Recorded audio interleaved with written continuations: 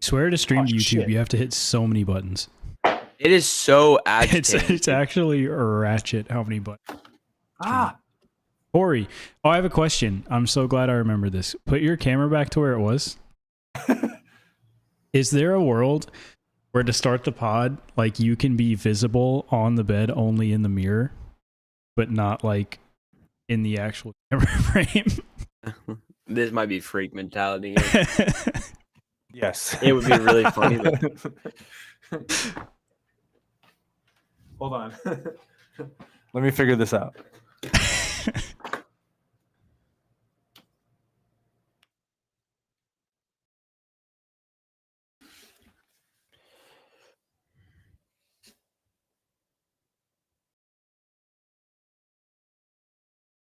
I feel like we're filming a low budget horror film. Like, or he's just walking around with a camera in his hotel room.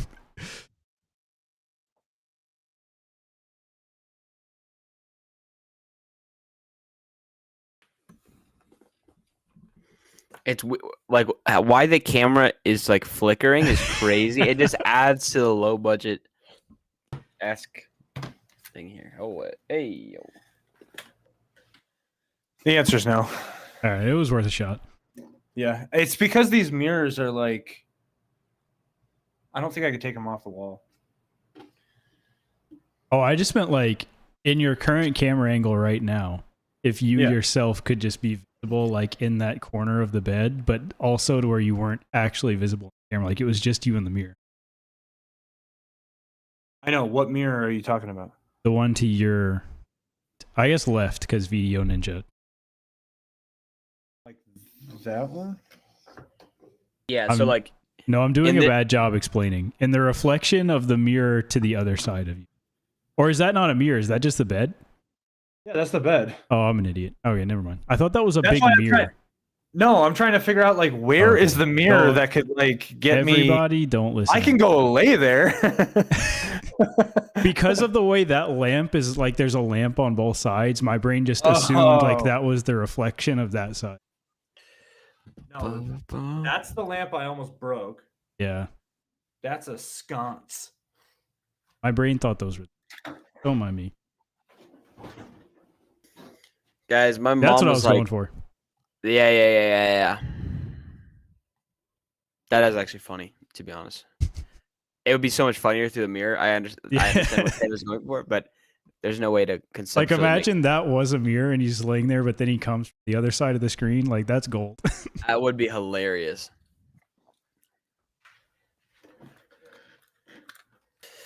Corey, actually, it's funny that you said that because I filmed a video where I was like walking this way, and then I go behind a tree, and I'm gonna clip it to where, and then I start walking this way into frame, so that it's like opposite. Classic.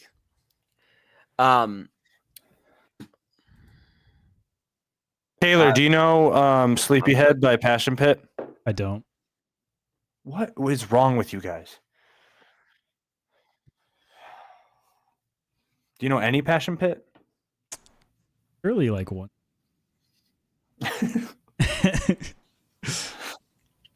Matt, what's an Ultra's numbers? 5304. 5304? I mean, Or maybe 5403. I don't remember. I think it's.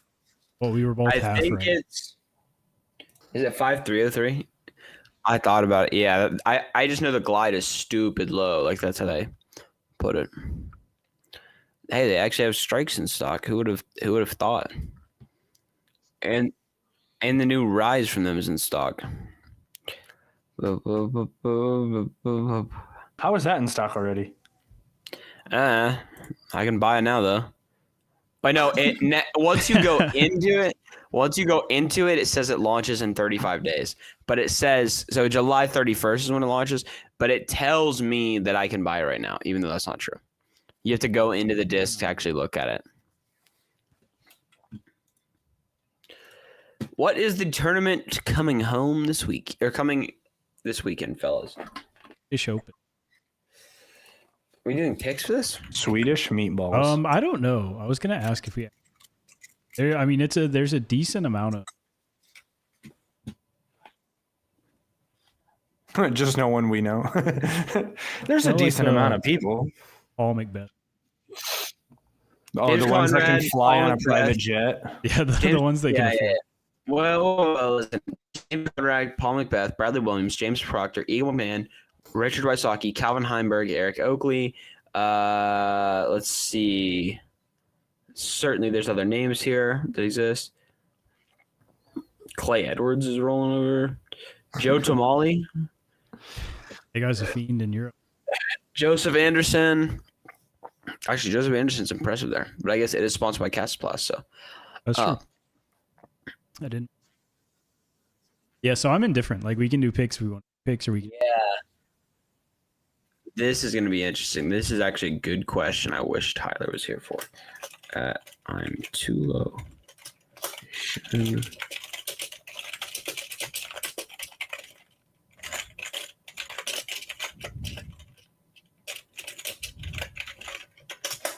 Let me see if Mr. Tulo has any thoughts, because I'm impartial.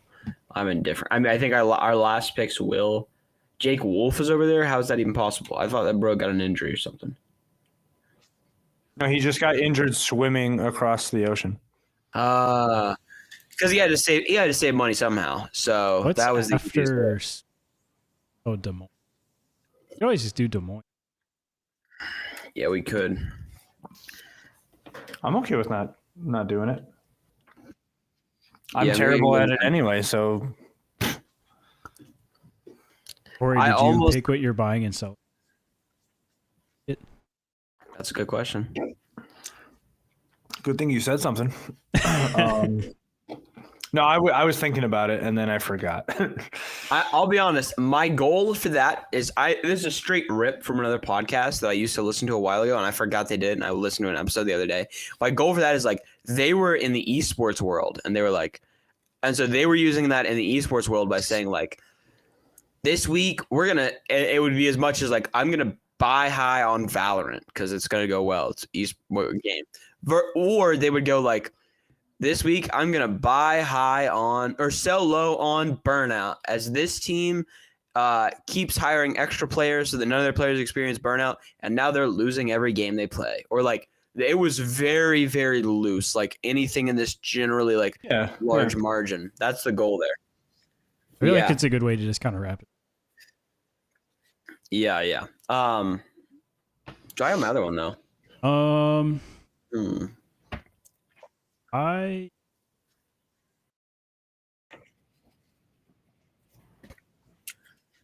I did send it.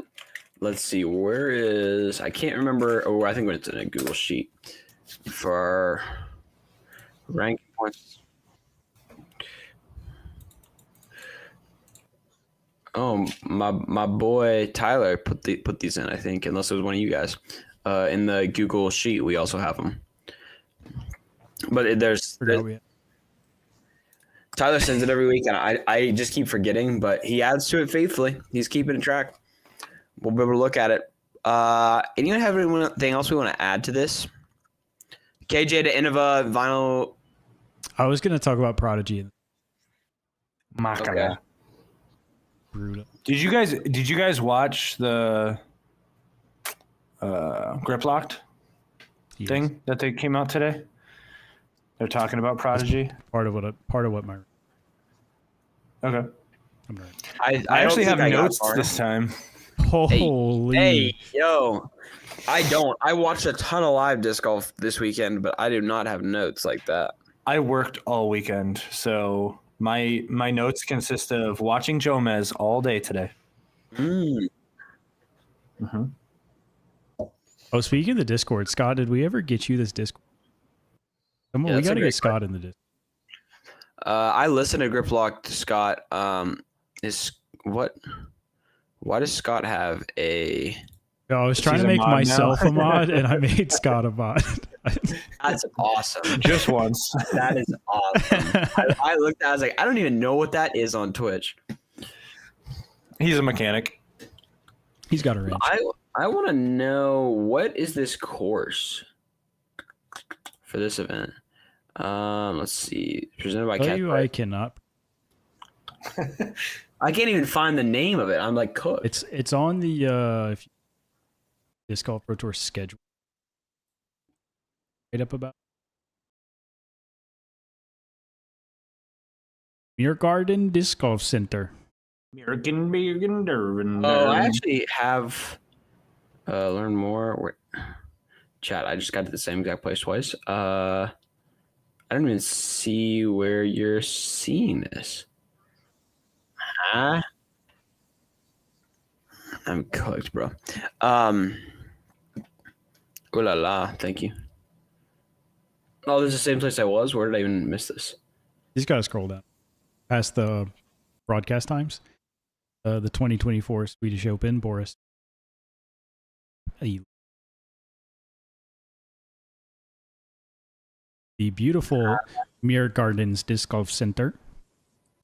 Can I have you as my Siri? Yeah, bro. Dude, this course actually does look beautiful. Hole 1 T1 just looks bright red tee pad. Just beautiful fairway.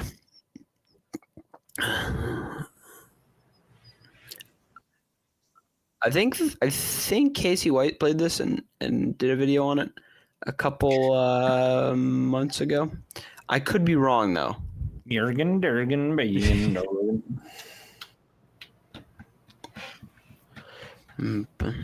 Okay, so that'll be apt a little less, but I think it sounds like maybe this. It sounds like maybe the disc golf stock market will actually take more time. I would say I think that'll be a little longer, and then we can.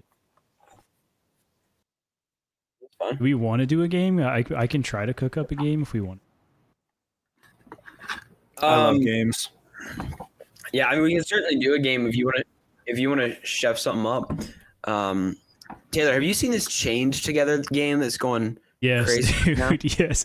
I didn't even think about that, but if us four played that would be the funniest thing of all time. Dude, is it?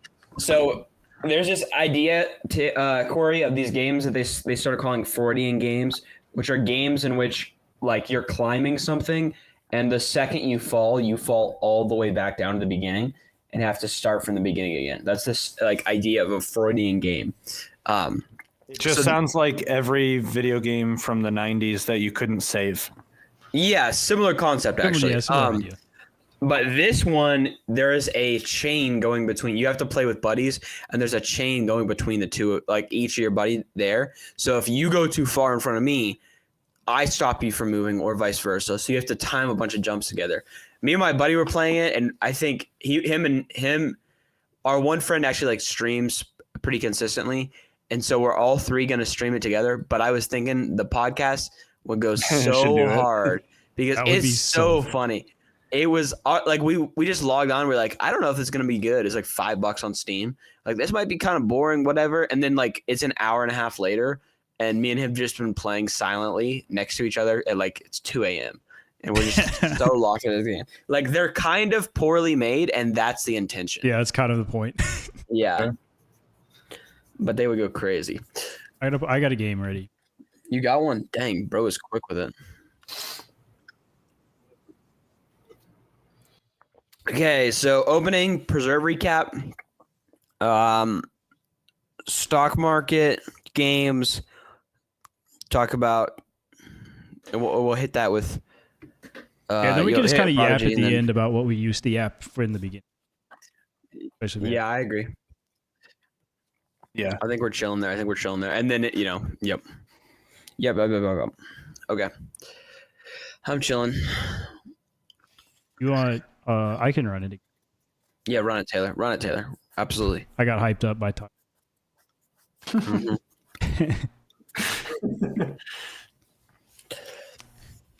Are y'all ready? Mm-hmm.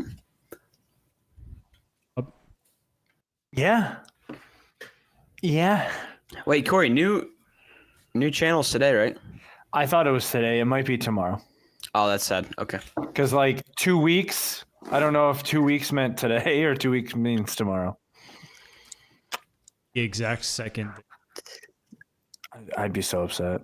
Scott, I got to figure out how to get you Discord because I linked it 6 times in the YouTube chat and then was confused you didn't join and then auto-modded delete. Then we blocked you to the Discord. Scott, do you have IG? I get somebody slide in this man's. Yeah, Scott's not real. He's Scott. an AI character. Yeah, Scott's a figment of our imagination to make us think that people listen to this podcast. Like It still says 0. There's we're no all one hallucinating. there. That'd be so funny.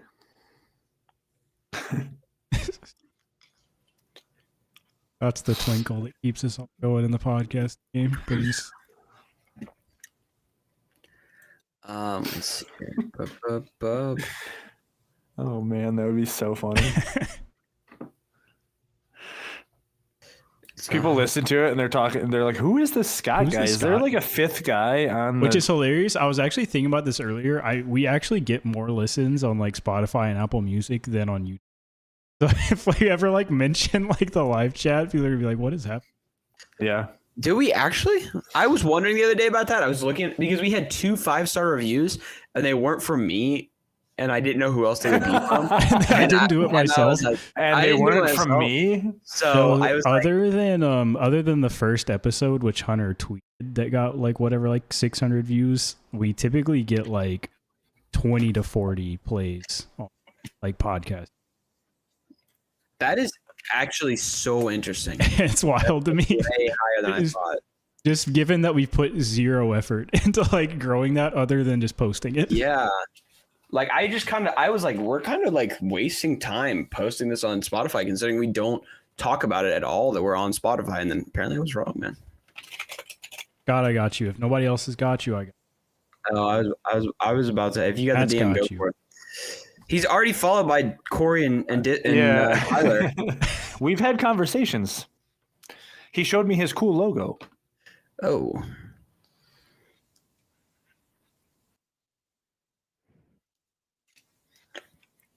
Mhm.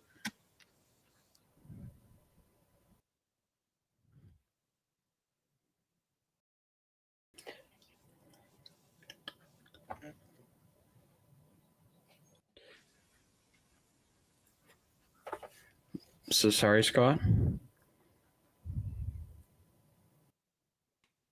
All right, it's in the DMs. I just thought that was hilarious. Like we were talking about making this Discord, like basically for our one viewer at the time, Scott. And so there's like, did Scott even join the Discord? And then a month later, he's still not in the Discord with us. Yeah, bro. It's fine. YouTube censored us. Or fixing. That was actually censorship. Garbage. All I'm saying is let me just put whatever random thing I want in the YouTube chat. Have you know Just let censorship. me link whatever is in your Hey, Scott is here, man. Insta wave. And Right, so has to wait. waved. So up. I have a list that I started of shirts that we need to make, like Okay. unfinished love that. business shirts. And Know Your Skills is obviously the first one. Orange DD3 is just going to That's say incredible. Orange DD3. Never Forget, which everyone. I feel like forget. Never Forget should be part of the Orange DD. Yeah, you could add that Okay. in. Okay, and hold kinda on, double- hold on. But double also nose. just a Never Forget. It's a shirt that's only in orange. It's a pocket tee, and on the And it's pocket it has the inside. DD3 logo. And on the And then back it on just says Never Forget. No. On the inside of the pocket, it says Never Forget. So it's very like, you got to know. I really thought Taylor was about to say it's an Orange DD3 hitting the Twin Towers. And I was gonna say, I mean, like, it could. We hold on. could. I don't know if we're allowed to do that one. I feel like we could make a messed up video of that. Yeah, we probably could. Or it just Moguls. has like, it's got like Winthrop Yes. picture on the back or whatever. Oh, I could find the Winthrop University crest and just make it DD3, Never Forget, like all that. Dude, that Have could work. a campus map. It's this Orange DD3. Whittier. Moguls, Simon Lasagna. I don't know why. So some of these were like things we said, and I wrote down, and I do not remember. Don't remember why. the context at all. Yeah. So it says, if you had to shed a tear over someone winning this tournament, who would it be? Oh yeah, because Tyler got emotional. Like if Matt Oram won, I would probably. Oh yeah. Okay. I have no clue. You're right. That Taylor spawned the Clem- question of like who would make you get emotional? Who would? Okay. Cutting it close, but it's like a play on words, so it's like scissors, like actually cutting it close. So that's we said that a lot when we were there. And then Scott's in the chat. Just a shirt that says Scott's in the chat, It unfinished. has to have Scott's logo. Oh yeah. Oh yeah. All right. Make that the Oh my goodness. My boy Gannon Burr is cooked. Sorry, I'm looking at the last round for I gotta bring this up so I don't lose track of it. For Preserve, and it was my boy had it rough. Okay. I had tabs up that are now. Try to like pull up everything. Yeah. What did Tyler say yes to? I forgot the question I asked. I asked if he wanted us to ping him. You asked if we should picks, and he said no. So he wants to be pinged when we do picks, but we shouldn't do picks. Won't do picks. We should all individually text him, hey, we're not doing them, but like But now's when we would time. do it. Yeah. All right, fellas. I think I got everything I'm looking for. So I'm ready. Oh, actually, one. 32. That is actually crazy, by the way. 32 episodes in. Just wild. Yeah. Do I feel like holding this the whole time now? Certainly I not. kind of like it. I can do it too. I mean, it is cool for the. Oh, hey, yo! Taylor just punched himself in the face. I don't know if you remember me talking about this a couple weeks ago, but I want to call pros by their wrong name. Yeah. Like Kevin Heimberg. I think I want to do a vlog at D-Glow where I have this. I feel like me and battle. You guys are about to battle rap. Unfortunately, mine is fully screwed into this mount, so the only way out is like 10 minutes of unscrewing. Spliggity splah, spliggity splah.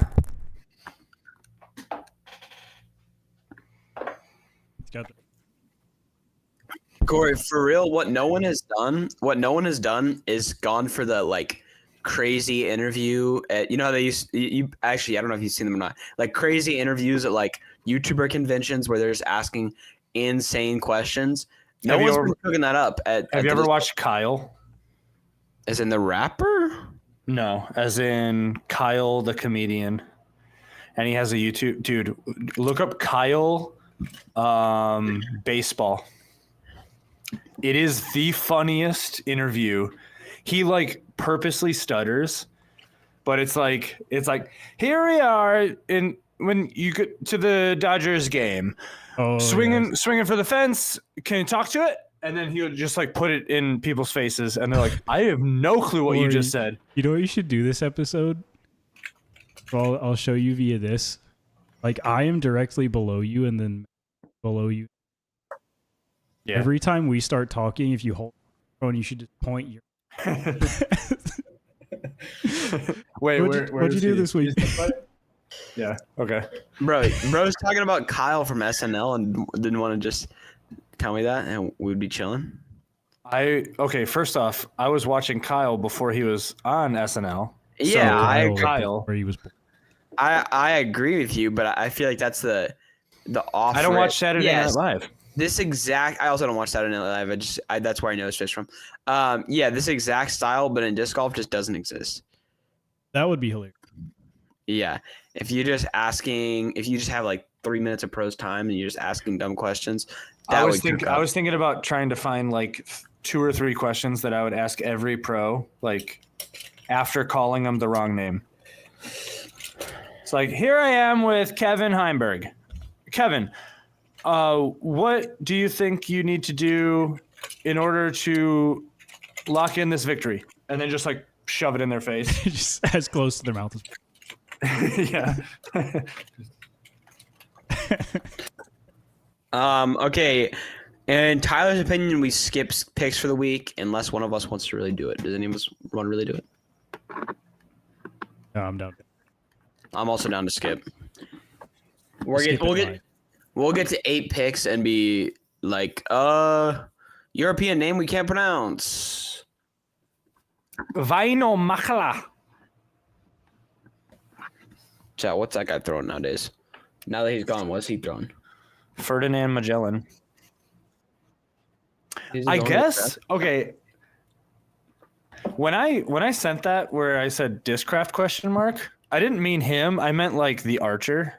Yeah, no, I was assuming you meant him. Oh yeah, they got presents. My brain was just Yeah. I mean, that could be true. That could be true. But no, you're right that the archer Yeah. calling their. Well, P3. I guess it's just a PA3. So, Kevin was talking about it's probably not like it's because it's just a name. It's not the actual disc, so Right.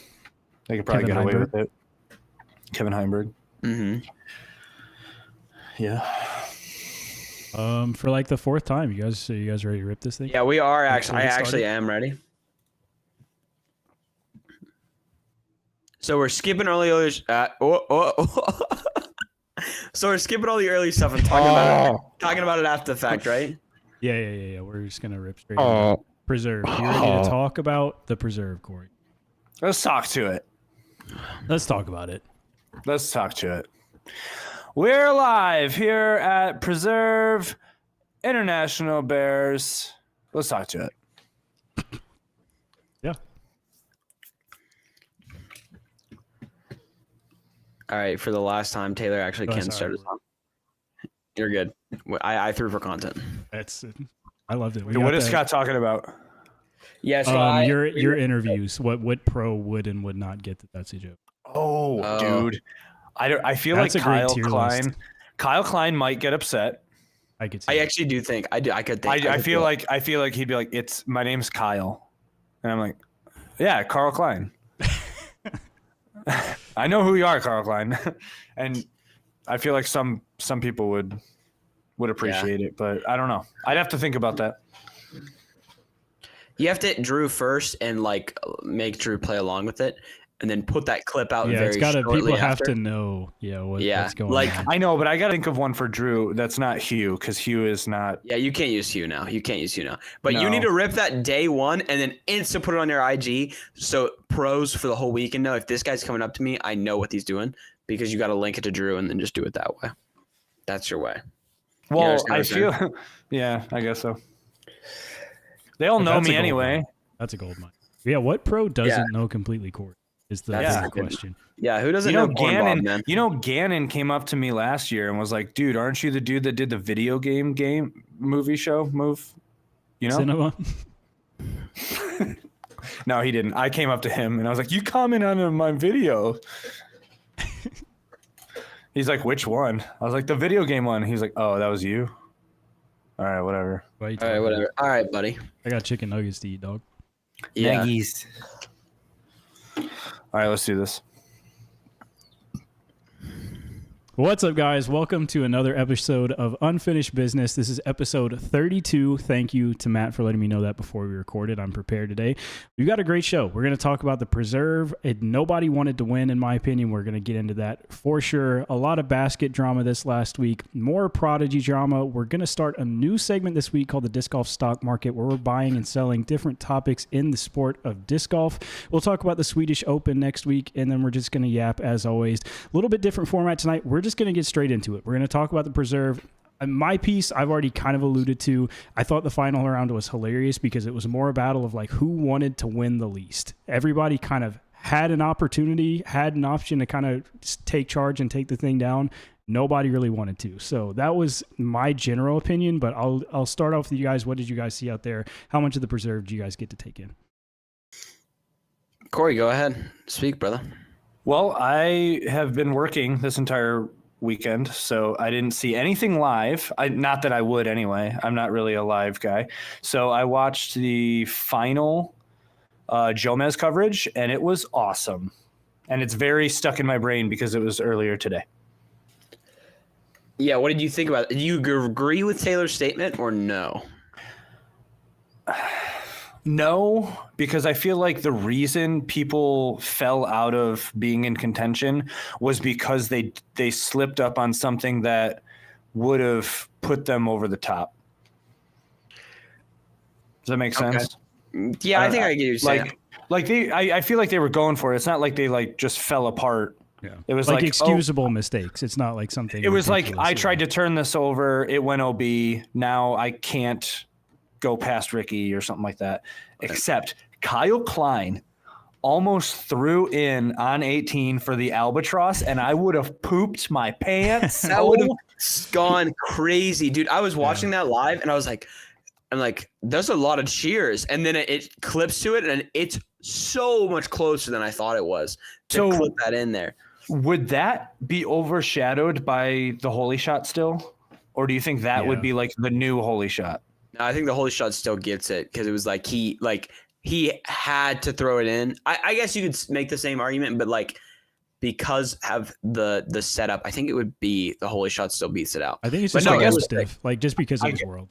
Yeah. I guess my question, I was gonna say my question is it Worlds beats the distance? Because this was definitely a lot farther than the holy shot. So like which one? I guess Worlds would take it. Doss said yes. Apparently, that's interesting. No, I was listening to commentary too, but yeah, I thought so too. I do agree with partially what Taylor's saying. So the big one that really, really stunk. Okay, there was a lot of spit outs this weekend. It's a Prodigy basket, but they were looking pretty vile. Isaac had a couple that looked like he was going to rip his putter in half. Kyle Klein had had one big one down the stretch. Gannon Burr on hole 11 though was actually just vile. Yeah, that was just a good putt. Like, there's not a lot to say about that one. And I'm a regular Gannon Burr fast putter enthusiast or hater, and I had to agree with that. He misses the putt, or he hits the putt, ends up it actually like falls out, and then he ends up taking a bogey, which essentially puts him out of it. He's the first guy to really take the full step out of it, but then he doesn't help himself by going OB on hole 13. And he still plays good golf the rest of it. But when you're going, 3 over on hole 11 and hole 13, you're cooked. But that was legitimately a vile putt. And then followed up by something I have not seen out of Gannon Burr in a very long time. Bro just straight up airballs a putt.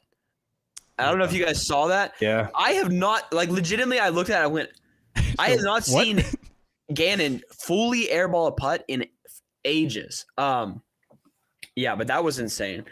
Other notable things, I said it, Ricky is just goated at hole 11 here. Hole 11 is just that one, like, over the wall there. Last year, he throws in from before the wall. This year, he's off to the right. I should say Risky is goated at putting on that hole, not at throwing on that hole. He's always got a tough putt, but yeah, he does bang some putts on that hole. Like, I saw it and it goes in and I'm like, eh. And then I see a different view. They show like a different camera angle and I was like, oh, that was a legitimately tough putt. So Ricky does that too, which is definitely sick there. But both of those were crazy. I do agree, Taylor. Like, Ricky had a couple missed putts that like, the one, like, there was just a couple of branches in the way, but he had a clear line and he just misses it. There's the other he has to lay out and he goes fully all the way to lay out and doesn't even get it basket height in front of the basket. And it's like, ooh. So there was a lot of that. Yeah, I just felt like there's a little combination of like little things that just felt like uncharacteristic for just like somebody stepping up to take a tournament down. Like Isaac was missing a lot of putts, which can't really blame him when half the putts he was quote unquote making weren't staying in the basket. Like that gets in your mind. I felt like Kyle was just like a few feet off a few times, like a few too many times to really win. Like he had a couple putts that were either obstructed under branches or just weird straddles that were like just a few feet either way to, you know, keep him out of it. But you're definitely right. Ricky clutched up with those putts on 11. So I guess we'll get straight into it. Those were mine kind of takeaways, but you know, the big story, it was not a good week for the course. I feel like obviously the baskets were highlighted time and time again for spit outs. I know final card, final day, there were some slips on tee pads that looked pretty bad. I know Ricky had one. So not a great look for the course. I guess I'll just ask the question, are Prodigy baskets a problem? No. Show your work. Show your work. And the reason I say that is because if we're comparing it to like something like golf, which I just recently had to fall victim of this, they move the pin often on the green, and sometimes it's in a horrendous spot. So when I was on my league, the week after Masters, the groundskeeper just decided to put all of the pins on the hardest, like embankments, everything, to the point where there was a hole that I don't think anyone got better than triple bogey on.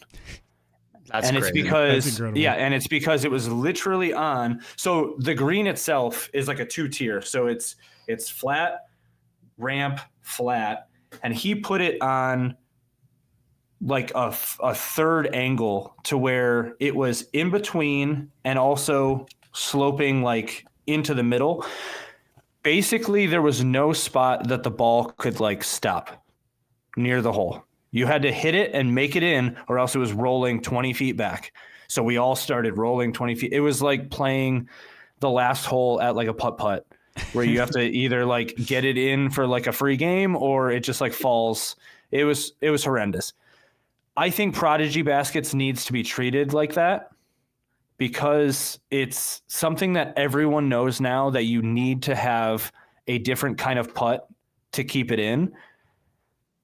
And I think people aren't ready for the fact that we should be altering our putt for a specific thing. I mean, we do it in the wind. You have to alter your putt for that. So why not per basket? I guess my question is it kind of in the best interest for the sport for most of the highlights or most of the things we see from baskets to just be straight spit outs though? Like I understand a hard or an even harder like basket position or something like that, but I don't know if it necessarily looks amazing for just like spit out, spit out, spit out, spit out, spit out. Scott mentioned Holland had a bad spit out too. Like I don't know if that's the move. My question is, if everyone hates Prodigy baskets, even if we do nothing, how long do people put Prodigy baskets on the course? You know, or how long? I guess in my mind too, like how much longer do you think we'll see? I mean, it's a tough look. Like Gannon's done it before. Isaac was this weekend. Like you are a sponsored player of the manufacturer's baskets that you are playing on, and you say loudly in frustration on coverage, "These baskets suck." Like, how much longer can that happen until Prodigy's like, all right, we're going to change our baskets? And I've been saying this for, I feel like forever now. We either need to, one, standardize the chain configuration so you can brand your basket however you want, but the chains are always the same, or two, lean into it and say like, even I, super am level, go play on my home course that now has Mach X's and think I need to putt differently on these than your typical like Innova chain star. But lean into that even more and say, like, we're going to do the Prodigy cross-chain configuration on hole 3. Make it like an elevated basket. We're going to only do the cross-chain on the left side on hole 7. Like, lean into it more where you are actively, like, having to think about, you know, I think that's a great way to start to think about, like, hey, I need to miss on the right to the green of this hole because the putt's going to be way easier than the left side. Honestly, I think the easier and better solution for us is to just standardize the chain configuration because everybody's going to complain all the time anyway. But it would be cool to have some courses that like changed the configurations on different holes. Yeah, that would be cool. I agree with that. Other thing I noticed, hole 18 had quite a few eagles on it. 16 eagles in the final round.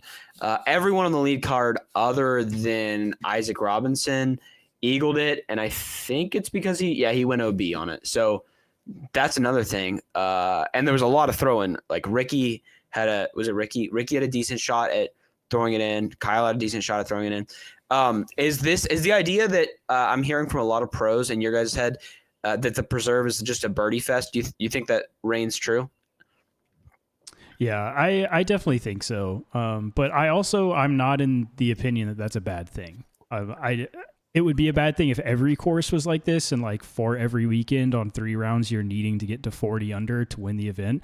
But I think having this style of course that is more open, less punishing, less OB, it's just kind of throw real far and see what you get. I think it's entertaining. I think it's a good watch. It's almost like if the Memorial was a good course design and not just famous because it was the Memorial. So I don't think it's bad to have a few of those throughout the year. It would get annoying if that was every course, but I definitely don't mind having that a few times. Yeah, and I think I agree with you because it was it legitimately was the level of if you missed a birdie, you were back and everyone else was probably birdieing out. So you were cooked there. And it made a lot of suspense. Tyler's talking about it in chat that like it was a birdie fest and you were like, I actually don't know who is about to do anything, Kyle had the outright lead for a second. He misses 1 or 2. Ricky's got the outright lead. Matty O pops 10 under. Now he's coming out of nowhere. Yeah, a lot of that came I was going up. to say it leads to a lot of entertainment too. On like, you start the last round and, there's 10 people within 3 shots of the lead that could all, equally pop off. Or, again, you're on the lead card, you go stale for 2 holes. And now that's really in your brain of like, okay, I'm all of a sudden I had a comfortable lead. Now I need to do some work. So it's entertaining in my brain. Yeah. Mm-hmm. Yeah, I agree. I definitely wouldn't want it every single week, but it was fun. It was more fun than I expected it to be, which I like. I like the preserve. I watch a lot of preserve content, but Scott's definitely right. There's not, you don't really see as much scoring separation, but it's fine in this case in my head. And you can still somehow throw. I wouldn't want to play a major on this course. But it's fun to watch for a weekend. Like that's where I'm at with it, right? Like, yeah, Carter Arens or whatever still shot a +10 final round. So it's possible. Hey, I was going to point out a good old Paul McBeth tracker, 971 rated +1 round 1. So that is rough there. That is ouch. A couple things from this tournament that I want to highlight. We need more holes like hole 13, where it's literally put it perfectly or launch it into a river. I totally agree with that. I love that hole, and I love that we actually got to see Gannon lose a disc just sailing. I mean, all he did was skip it right next to the basket, but there was no way of it sticking. Forces you to have touch. Like you have to like distance. Yes. And then speaking of touch, was it just me or did it feel like everyone was treating hole 17 like it was the smallest, skinniest gap ever, and it really wasn't? I feel like that happens a lot. Like what the tree line wasn't that, like, it was decently wide. I can't remember the hole earlier in the round. That is a pretty small gap with the Mandos on each side that Ricky just like smacked first available and like technically didn't miss the Mando. Like 3 of the 4 people on the lead card missed that gap, and like obviously it's different pressure, but I'm thinking in my mind, like I go out there with my bag, I'm hitting that gap 8 times out of 10. I feel like I feel like these gaps I could pull every single disc out of my bag and have a 95% chance of hitting the gap. Yeah. And that's not even with discs that I would actually throw through that gap, because like that one was, I can't remember what hole that is. The one with the double Mando. I'm looking right now. It's like 4. I think it's early in the round, but it's only like 310. It's very short. And then this one is 250. It's under 250, and it's an even wider tree gap. I don't know why, like, it freaked people out. Maybe because it was 17 and they didn't want to like mess up this one because it's an easy you've got but a good opportunity on 18, I guess, too, to like if you need to make some motion happen, like 18 is your chance. Yeah. Yeah. Corey, it was hole 2. Interestingly enough, hole 2 played the 4th most difficult. Yeah, I don't get it. Course. Yeah, that's insane to me. Like, that's insane. That is insane. I can see it being difficult if you hit a tree on the way to the basket because there was a lot of like ricochet. Mm-hmm. Also, like Isaac smacked the koozie and rolled to like 35. So yes, I can see where it wouldn't be a birdie fest, but making that Mando should be. I mean, you guys are pros. yeah, you guys are. This pros. is your job. You should do that. Yes, every day of the week. Last thing I want to say is mannerisms. There are good mannerisms, like Matty O literally dropping it to the floor after throwing. Like, it was amazing. I know you guys watched the live, but go back and watch the final coverage on Jomez. Germ and Yuli laughing every single time they would cut back to chase card, and Matty O doing just something random after he throws was the highlight of my day. Bad mannerisms, lead card. Yeah. Why do pros think that they need to like flail their arms around and like almost have a hissy fit? I'm so glad you said this. I'm so glad you said this because I feel like Gannon is so hard to watch play. Yeah. It was everybody. It was everybody. This was literally going to be my stock market pick. Yeah. Even after Ricky fell, I understand he fell. But the way he acted was like he like slapped his knee and then like slapped his rag on the ground and like picked it up again and just I don't know like Ganon's arm motion is like Ganon airballs a putt and he's just like yeah. It's like what do you bro you missed like it was, what do you mean? I don't know. Everybody on lead card was doing it though. So I don't know if I don't know if they were told like you need to be more like emotional because you're on lead card and it like makes it seem like it's more dramatic, but it's not. You look like a really bad used car like inflatable. So I don't know. We got anything preserve specific you guys want to hit on? I love that course. Yeah, the course looks sick. It makes me want to play the course, and because it plays so easy, it feels like I could go out and have a reasonably good time. Like I could go and not hate my life if I go. And yeah, exactly. Yeah. But no, it was a cool course. I loved it. A lot of fun. Yeah. Awesome. And speaking of hating your life, our today's sponsor, BetterHelp. I'm just kidding. Hit us up.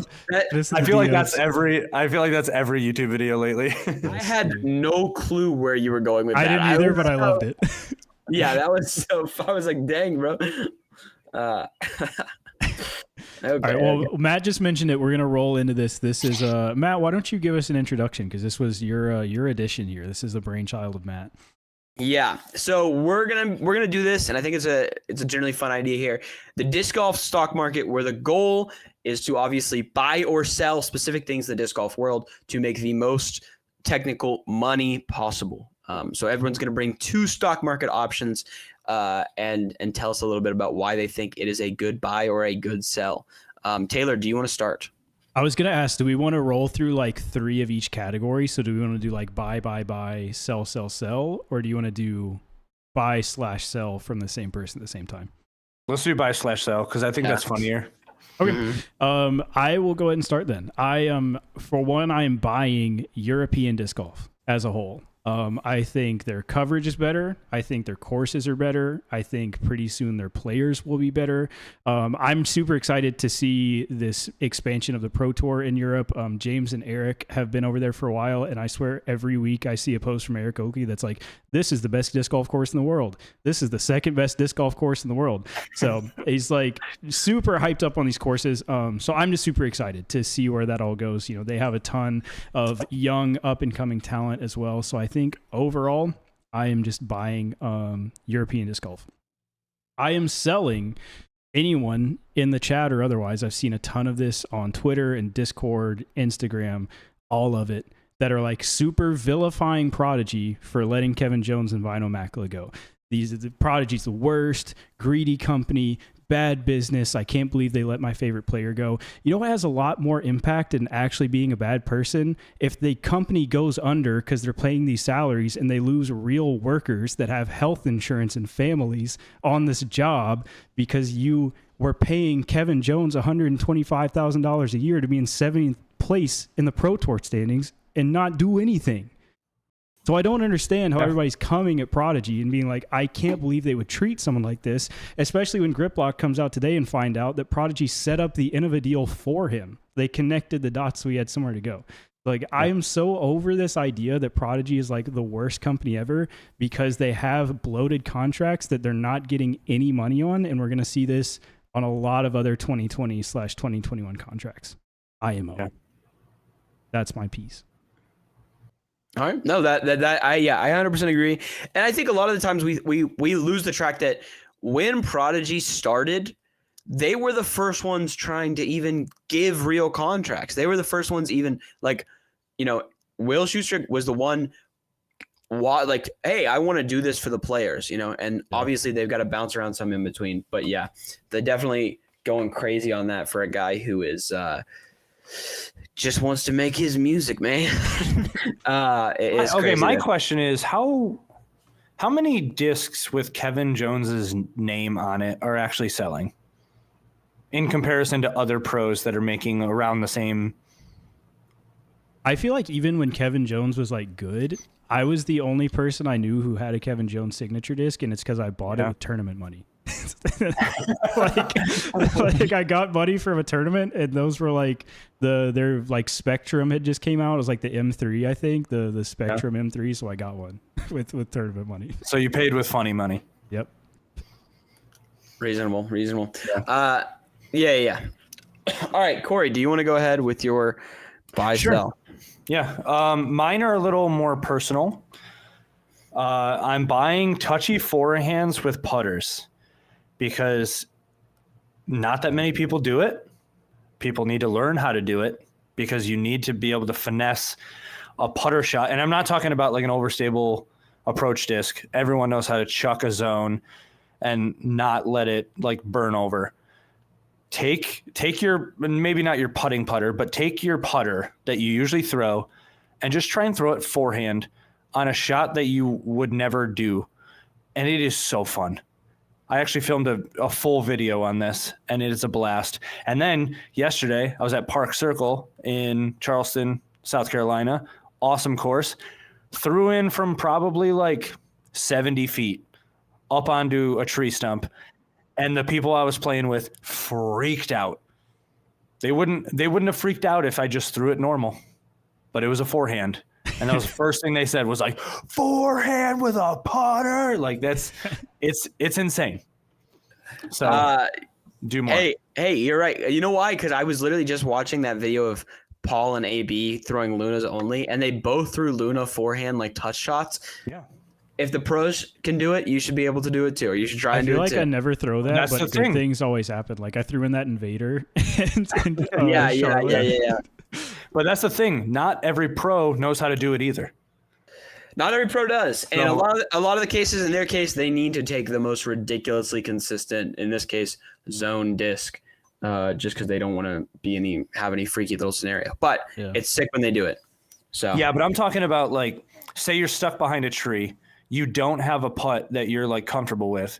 Step out, throw the forehand, put it in the basket. 900 miles an hour. As Corey tends to do. No. That was with a zone. I knew that thing shouldn't have gone in the basket. And then what I'm selling is the Garden City Manager. Okay. That hits. Nope. His name was Dale or something like that. I don't know. He went by Doc. He moved to Florida. Guess who was standing in my way of putting a disc golf course in Garden City Park? That guy. Get him out of here. So now I have a meeting set up with the new Parks and Rec director to go over putting the course in. And I cannot wait. We love that. So we love that. That is actually sick. So I'm selling Doc. Selling Doc. We have an alert in the chat. Tyler says he has an extreme, in all caps, buy sell hot take. So hopefully we get another Tyler sighting this week. I love Tyler sighting. We go crazy. All right, let me run through mine. So I have obviously a buy and sell here. My buy is making girlfriend caddies actually carry your bag. Ricky Wysocki has girlfriend. I don't know, carrying his bag around, and Ricky carries so many discs. Bro, in his practice round, he has 2 Zuka carts full, and she's just chugging that puppy around, just whatever, going for it. That is funny. I want to see every pro do that. I want their girlfriend who said, "Oh, I'm gonna walk with the card. Strap a bag on him. Let's get cracking here." I also noticed that Ricky doesn't know how to hold back his knuckles when it comes to his girlfriend. He straight up punched her, and then she went like this after her, like it actually hurt. He didn't have the cards this week, Scott, but famously there are quite a few practice rounds in which his caddy is double carrying Zuka carts full of discs. And then there. Apparently so. And then my sell for this week, Corey mentioned it earlier, is pros having little temper tantrums after missing every single putt. Okay. Ricky's putt where he has to putt forward and he's falling as well. He gave it an effort. He went crazy on it. No one is expecting him to make that putt. Okay. You don't have to slap it like, dang, that was a 25-footer and you should have a 95%, bro.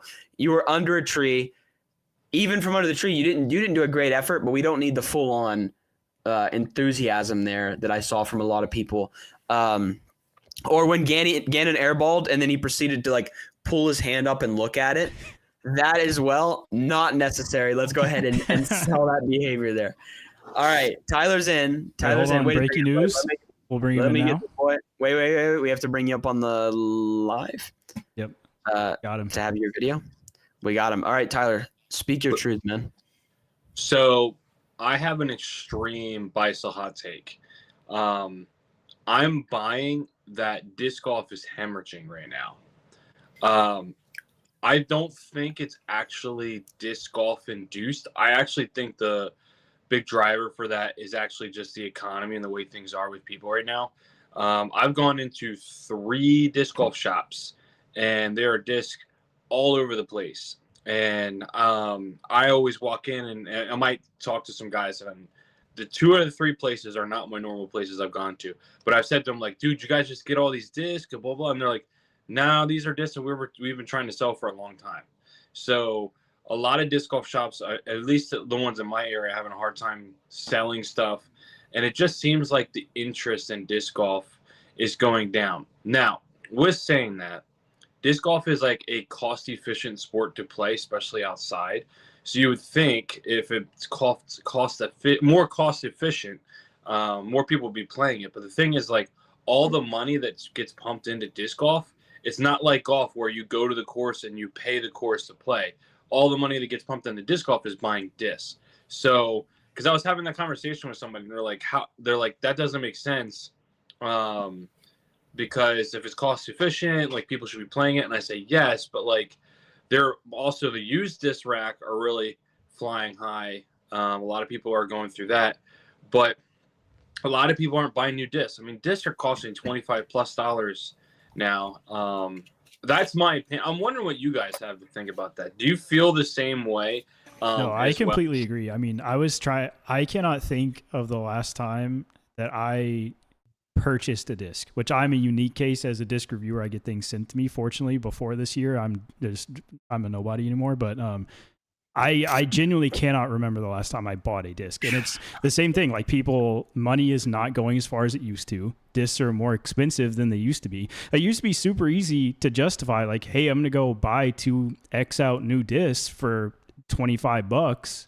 Now that's, half a disc, it seems like it's, especially with shipping, included in that. So it's, I completely agree, at least as far as the money is not flowing into disc golf as it used to be at all. I would be really curious to see what the viewership numbers are compared to last year and ticket prices, or not prices, but ticket Sales. Almost every TD has said ticket sales are down this year on the Pro Tour.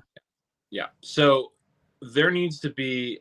I mean, I've always harped on the marketing team for the Disc Golf Pro Tour, saying they need to be finding different ways of getting. I don't know.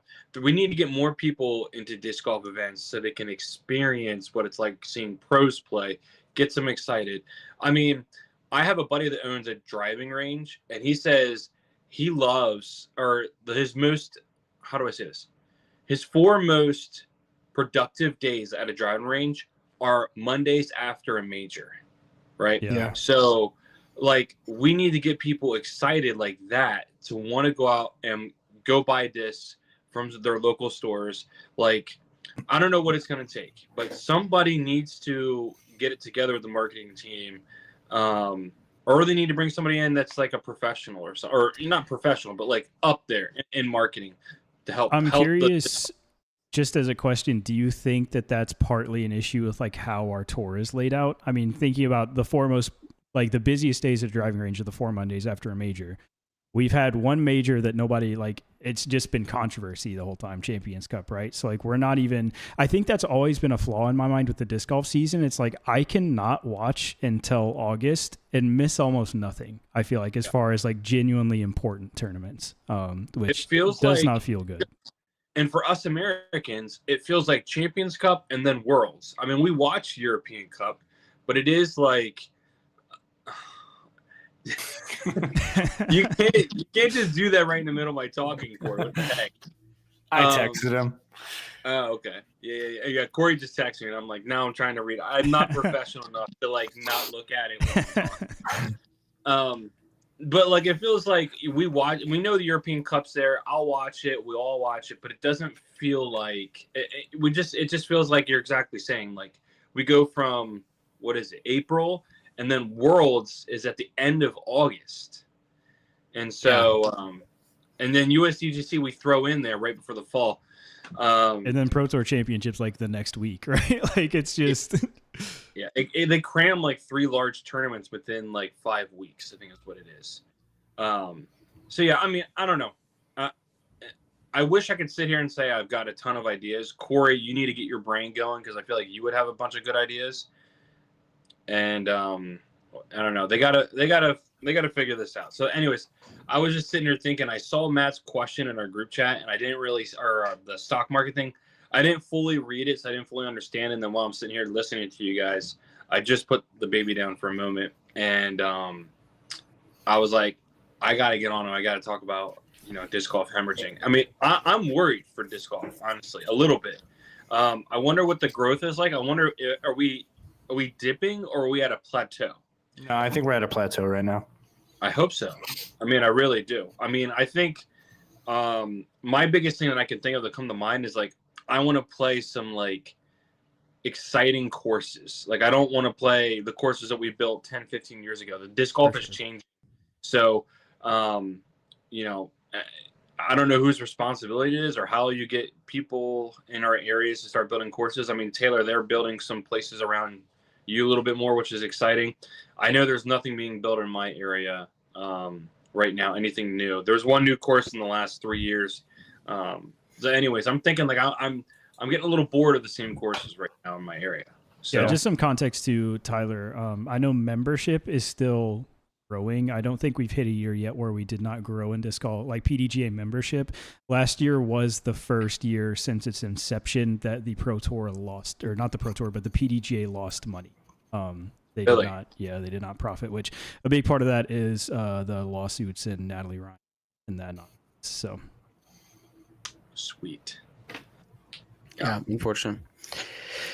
But I absolutely agree with you, Tyler. Yeah, and discs are super expensive, bro. This mentions it. My Walmart just started carrying discs. Guess what they're carrying? They're carrying the Opto Orbit Trilogy discs, which means they're $22 a piece to buy. Yeah. So when you walk in there and you look at those and you go, "That's pretty." Oh, it's $22. that's a lot tougher to just go immediately. This is hard to justify. Yeah. Like our academy sells discs, and I for the longest time I've wanted to buy an EMAC Truth because I don't have one. And I used to do a TikTok series every day of trying to ace a hole, and EMAC himself actually commented to throw a Truth and it would go in. So it's been in the back of my mind since then, like, oh, I want to do that with a Truth. I went to academy and the Truth was like $25. I was like, bro, I'm not buying this to go throw like one time for a TikTok and like never throw again. Yeah. You're absolutely right. Or like previously $13-14. Yeah, I'll buy that. Dude, I'll make a dumb little video for it. Just one quick thing, and then I actually have to jump off. Are we thinking that Prodigy is in the tank? Did they announce it yet? I don't think they're in the tank necessarily. I think their goal is to, I would assume, condense and try and keep the Robinson brothers, but I also don't think Isaac has really done anything crazy this year other than his past weekend. So honestly, like the more I think about it, the worse I think it is. Just because if you're Prodigy and like you have player sponsorship drama before and you're needing to drop Kevin Jones because like you cannot pay his salary, if you can't make it to December paying his salary, that's not good. Like if you don't have the capital to like pay these salaries for, 6 more months, I mean, I get it that, at this point it kind of seems like dead weight, but it just does not feel good to me that they like came to this decision of just like, hey, we can't pay this anymore. Like we can't pay the monthly salary anymore. Well, yeah, you got to look at it this way too. It's a business. So it might not be, we can't pay it. It might be strategy. Cause that's what 160 or 125 divided by 2 is like 60 and some change. Yeah. Yeah. That's 60 and some change that they can give both Robinson brothers. Right. A little bonus for them, assuming. Yeah. You know what I mean? So like 6 months, 61.25 divided by 2, 30. Yeah. That's like 30 grand that they can be like, hey, this is a bonus if you guys freaking win. One more thing that involves Prodigy, though, for me is if Isaac Robinson is a stock in general, I'm selling the heck out of Isaac Robinson. I actually think he was just a flash in the pan last year. It's what it's really feeling like to me. I know he's good, but I think last year he just caught wind on 2 majors. And that was it. There were courses that suited his game very well.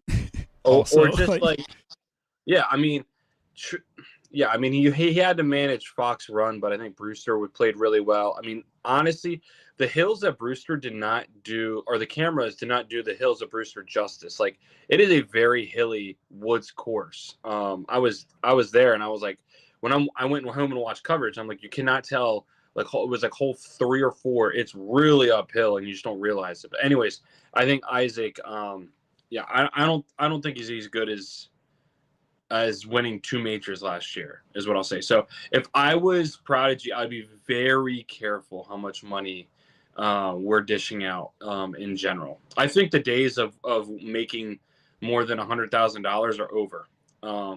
Honestly. I don't know. Like, until disc golf rebounds, until disc golf rebounds, I definitely wholeheartedly unless you're in like the Paul, Ricky, Simon group. Yes. Like I feel like those are the only pros in my mind that can meaningfully sell enough discs to where it's worth it for you as a manufacturer to just throw money at.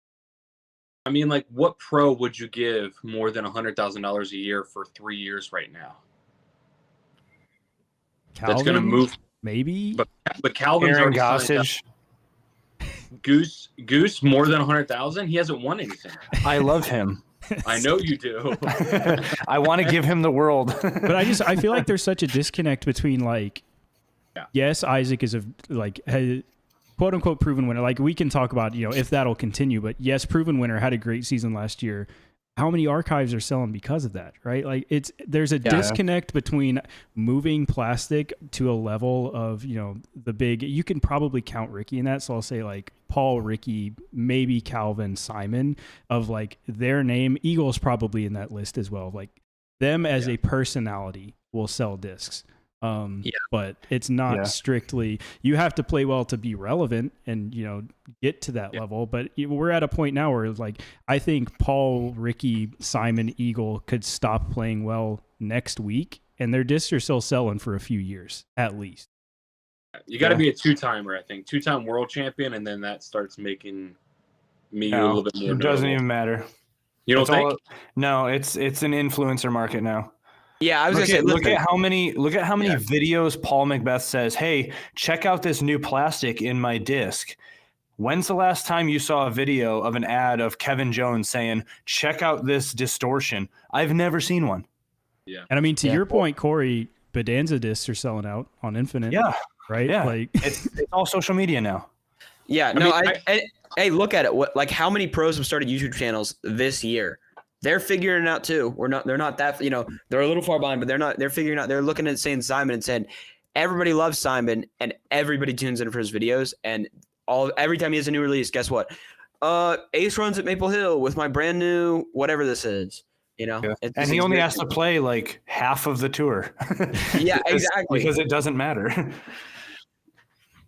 I haven't been in my little office in a little bit, and my wife put the dog in here when somebody was visiting this past week, and she left a chair too close to my desk, and I see that my dog has chewed up about 3 cords on my I was going to say, how are your cords looking down there? Not good. I mean, let me see if I can even show you. This is my webcam cord. Oh, no. That's fully true. Yeah, here is my mic cord. There's a nice bite mark right there. So does your dog get on your desk?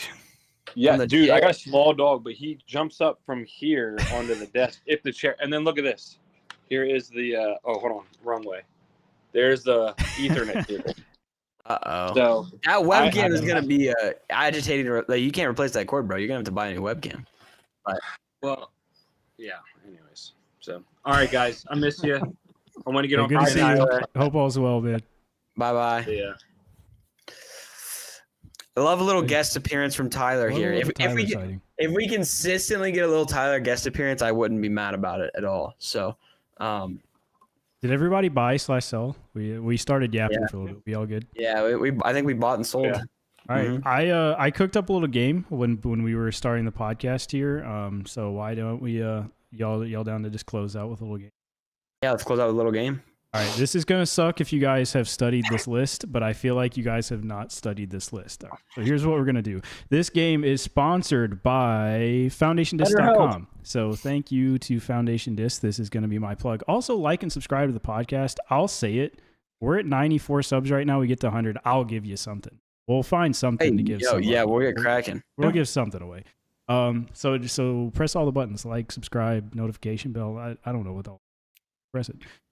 Anyway, sponsored by FoundationDisc.com. They recently have done something Infinite's done for a while that I really enjoy, which is not telling you exactly how much of each product sold, but giving you a ranking of their best sellers. So we are looking at FoundationDisc.com best sellers for the month of May 2024 is the most recent data we have. I'm going to go back and forth. We'll flip a coin to see who starts. You guys are going to guess a mold. You're getting 3 guesses, and the lowest combined score wins. So if, for whatever reason, I'll use Infinite since there's none on this list. Matt says Infinite Disc Pharaoh. That's the number 2. Matt gets 2 points. You want the least amount of points possible to see who can come up with the best list here. Who wants to? So what happens if it's not on the list? You get 0. Isn't that good though? And that's a good point, actually. You get 1,000. You get, we'll say 26 because that's the lowest number it would have been if it wasn't on the list. All right. He's cooking. So that'll be very detrimental. Who wants to? Top 25? Top 25, yeah. Yeah. Okay. Corey, do you want to start or do you want me to start? Well, who wants to flip the coin? We'll do a coin flip. We'll flip a coin? Okay. Here, I can flip a coin. Corey, you're going to tell me heads or tails, okay? Jesus Christ. You don't even have an actual coin on you? No, but they have it on Google, bro. On Google. All right. Corey, tell me heads or tails. 3, 2, 1, heads. And... Okay, I think I actually have to flip it now. That was bugged out for a second. You got it. So you start us out. You start us You out. can. I say Corey, you should choose. You can choose who goes. Oh wait, first. yeah, you can choose it. That's a good. Yeah. I'll go first. Okay. All right. I'm gonna go with the buzz. All right. We have the buzz from Corey. I'll go ahead and tell you guys in order. The buzz is search here number 5. So solid little entry there. Solid little entry there. Okay. Give me the Pixel. Oh. Uh-oh. Uh-oh. We got no pixels on the list. Oh my for gosh. me. I thought We're it was starting close enough. out. We're starting out with a 26 burger on Matt's head right my here. gosh, This I'm is going to cooking. be I'm quite a deficit, but you never know. You never know what could happen. The Zone. You little munch. You little munch. I'm like I can always depend on the zone and The Zone is number 13 on number 13. my goodness. So 18 for Corey, a hot 26 for Matt after one pick. Give me the Destroyer. Why'd you breathe so hard? What? I mean, I hate to say it, man. We got no Destroyer on this list, on which the I think list? is a What? little criminal. So we're going to go down, I guess, to 27 for Matt. What the for pick crap? 2. Oh my gosh. So Oh, I- this is. I Is think- this on Foundation? Yeah, this is from Foundation. foundationist.com. Okay. So I feel like this may just be more of a victory lap here. I don't know if it's possible for Corey to lose, but Yeah. go ahead and hit It's us with not, it. but I can still. I just threw for content, I'll be honest there. That was I figured my boy Simon would do me right, but he did not. Let's go. Huh. Let's go Berg. The Berg is his final pick. That's actually brazy. Okay. The Berg is number 4 on the list. I feel like you got to be in tune with the Foundation releases. They had the custom stamp Bergs in stock last month. They had the custom stamp Pokemon's Destroyers like I think 2 that weeks. was this month, though. This is the list for May, my son. It's The list for May. Okay. Yeah. I actually did not show my work. What number is Force? Well, we still have Matt still has an entry technically. Let me get my So final one. we've MVP gotta- Hex. MVP Hex, please. If this isn't on the list, I am gonna cry, dude. Just as a quick update, we've got a sum of 22 for Corey, and Matt is up to 53 currently with no entries on the list. Oh my and he's God, the going Hex is for the negative over. 20. He's going over. There's no Hex on the list either. What? So- What? What is the list? What is the list? Tell me the list. Tell me the list. All right, so we'll go rapid fire real quick. We've got Discraft Swarm, Simon Line, Time Lapse, MVP Tesla, Berg, Buzz, Race, Glitch, Rhythm, Pure, Crave, Drive, Detour, Zone, Intercore, Entropy, Hades, Diamond, PA3, P3X, Watt, Zeus, Kratos, Venom, Echo, Buzz SS. So I feel like some surprising discs on this list that Yeah, I I do actually probably think would that's not have guessed, but I think it's interesting. I think that it's definitely, you can see, at least in my mind, the bias of like what they have custom stamped at the time, but also things they're throwing in videos a lot at the time. Like I think about the Grace, like Trevor's been ripping on the Grace a lot. That's up there on the list. Some of the newer releases as well, but like P3X, obviously Trevor's been hitting PA3s up there, 100 throws at the time. I feel like that does influence this list quite a bit, which is interesting to look at. But yeah, we'll run that back at some point. Thank you to FoundationDisc.com for sponsoring that section and sponsoring just, I mean, an absolutely crushing defeat for Feels Yeah, good to that win, was Taylor. Feels good to win. Kyle. Bro can't get any points, so I guess he had to get something. Oh, yes. Well, one more thing. I forgot we do have a points update. I was Matt, gonna you still have say- that pulled up. I do have that pulled up, and we somehow missed it. So points for the season so far. So for this tournament, only 2 people got points. Me and Tyler. Tyler got 4 points. 3 for Ricky winning. Wait a second. What? Wait. Is this throw for content? What is going Is on there here? some fraudulation going on the There list? might be some fraudulation on this list. Let's see. After show notes, saving this in the record. Okay. Oh, this is a copy paste over. That's what it was. Okay. Tyler copy. Okay, so Tyler got 4 points. 3 for Richard Wysocki for taking the win, and then 1 for Garrett Gerthy coming T8th. And then Big I got win for one. Garrett. Good job, Garrett. Big week for Garrett. I thought for sure because Cal Longquist was like 18th, and I was like, or 16th, and I was like, that's pretty easy W there. And then I look, and Garrett Gerthy's just chilling, tied for 6th or 8th. So that's sick. And then I got 1 point for my boy Kyle Klein.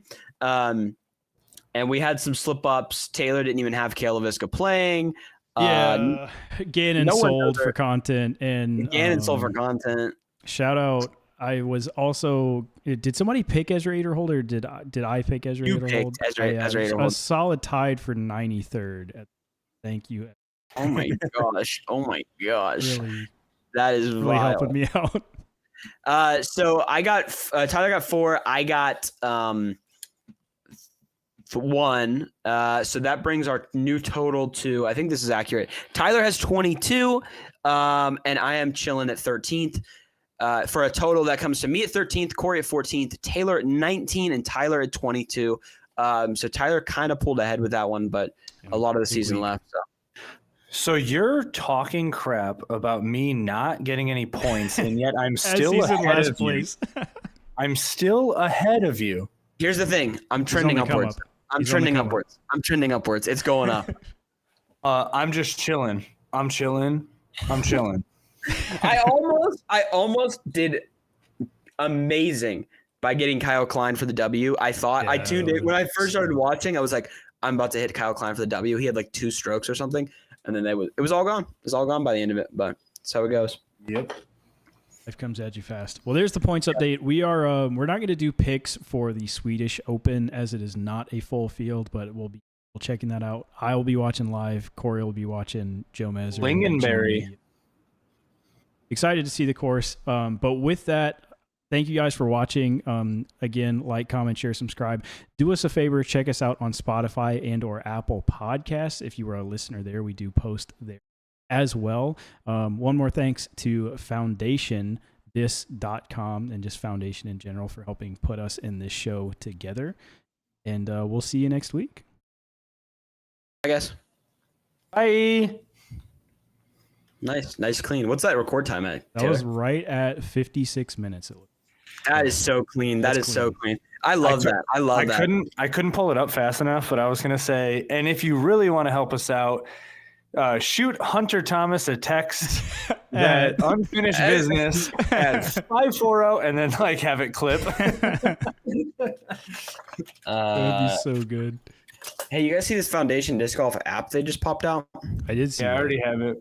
You already have it. It's Corey. It's just their webpage, but in an app, right? Yeah. I'm asking this question.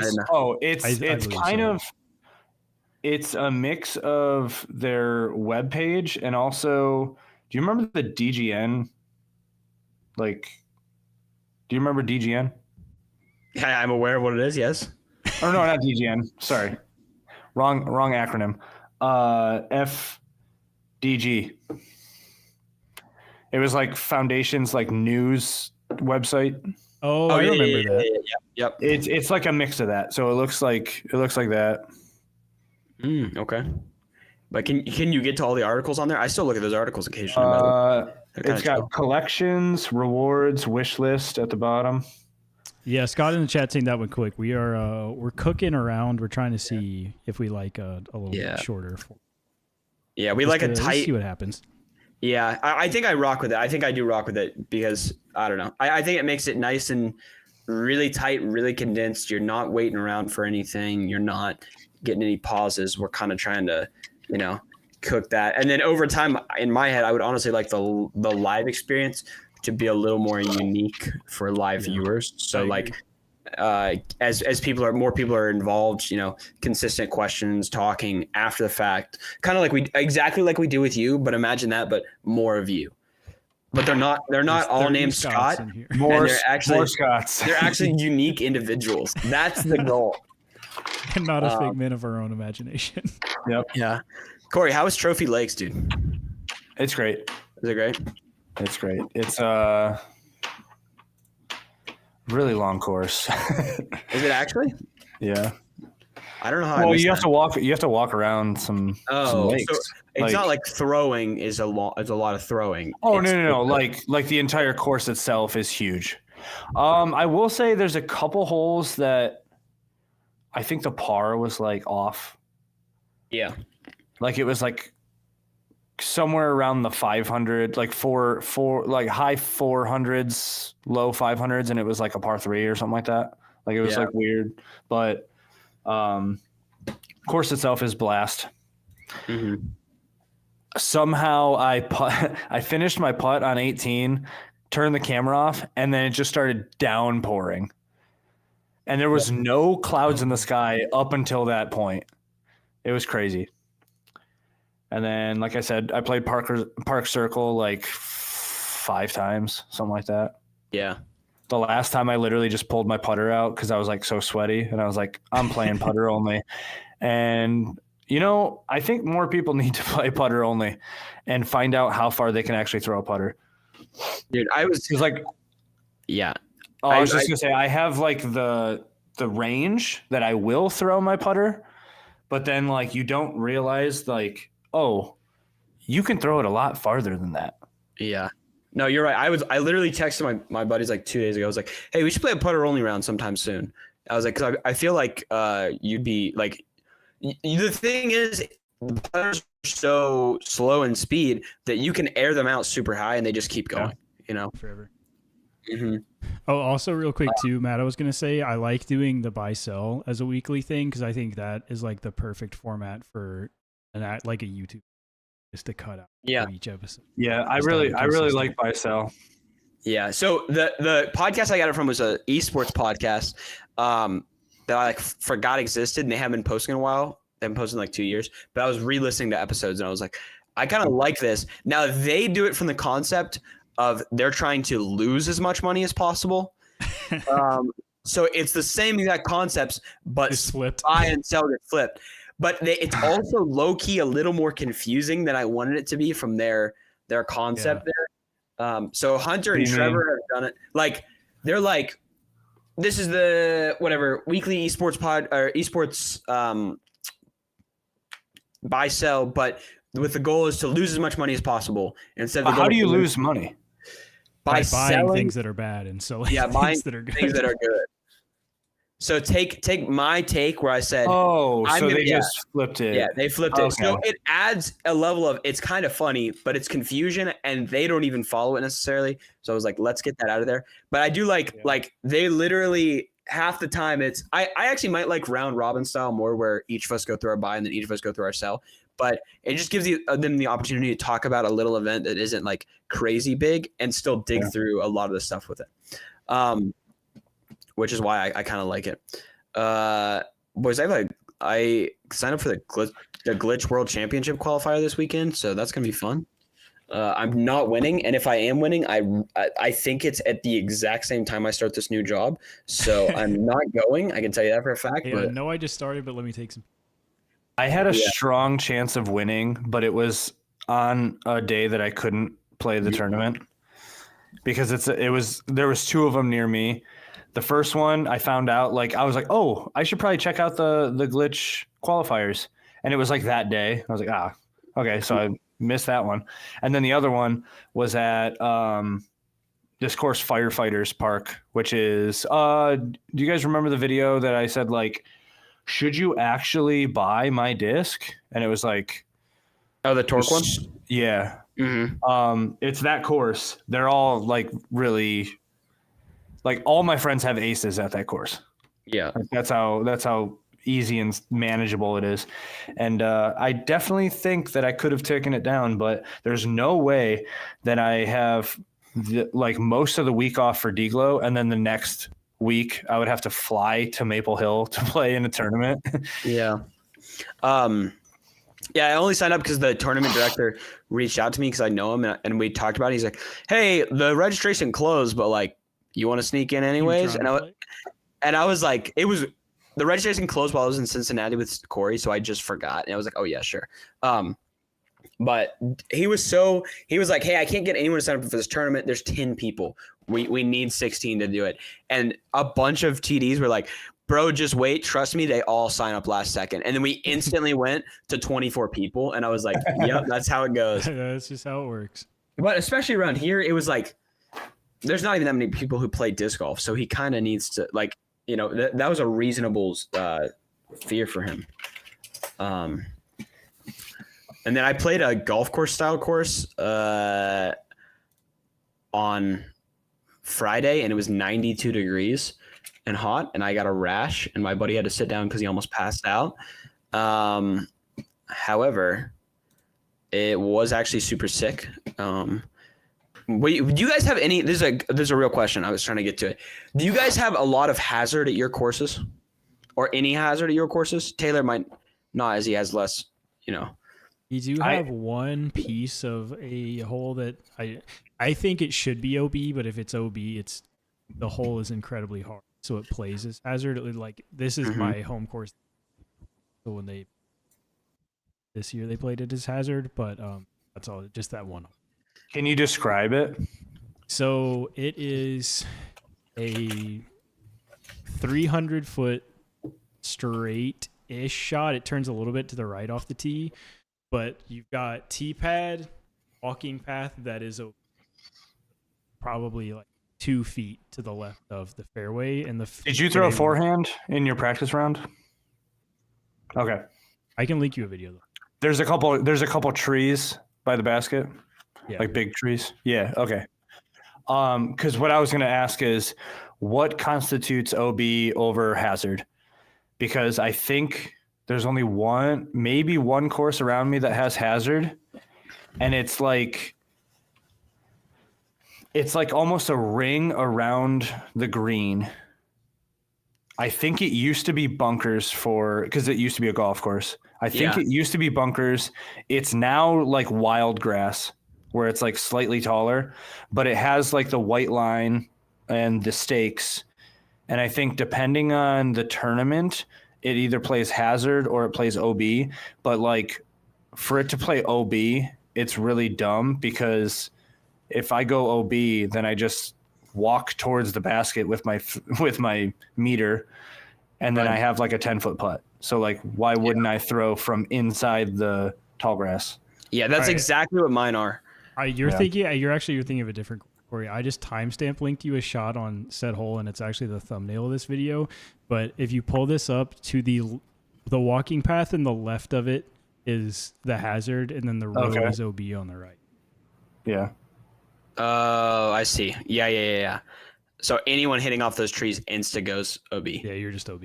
Yeah. So the left side played is hazard. I feel like that's cool.